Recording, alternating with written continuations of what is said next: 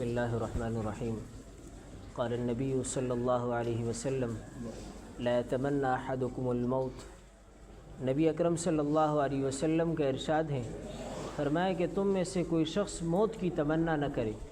بس اوقات بیماریاں یا دنیا کی مصیبتیں اور پریشانیاں انسان پر اتنی آ جاتی ہیں کہ وہ اندر سے بالکل ٹوٹ جاتا ہے اور وہ موت کی تمنا کرتا ہے کہ کاش کہ میں مر جاتا، مجھ پر موت آ جاتی لیکن یہ مصیبت نہ آتی۔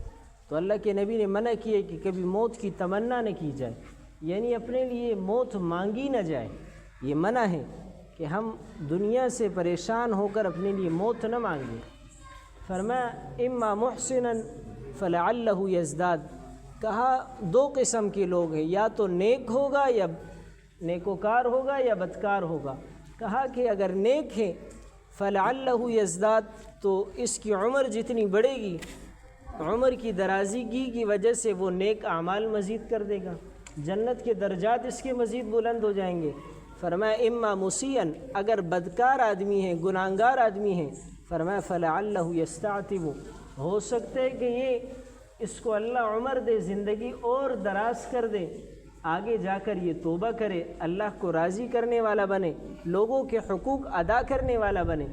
تو کہا کہ کبھی بھی موت کی تمنا نہیں کرنی چاہیے، اگر نیک ہے تب بھی نہ کرے، اگر گناہگار ہے تب بھی نہ کرے۔ حدیث میں آتا ہے کہ اگر کسی شخص کو تمنا کرنی ہی ہے، فرمایا یوں دعا کرے اللہم احیینی ما کانت الحیات خیرا لی، کہا کہ اللہ مجھے اس وقت تک زندہ رکھ جب تک کہ زندہ رہنا میرے لیے بہتر ہو، اور کہا کہ اللہ مجھے اس وقت موت دے دے کہ جب میرا مرنا میرے لیے بہتر ہو، جب زندہ رہنا میرے لیے برا ہو تو اس وقت مجھے موت دے دے۔ تو اس دعا کرنے کی اجازت دی ہے۔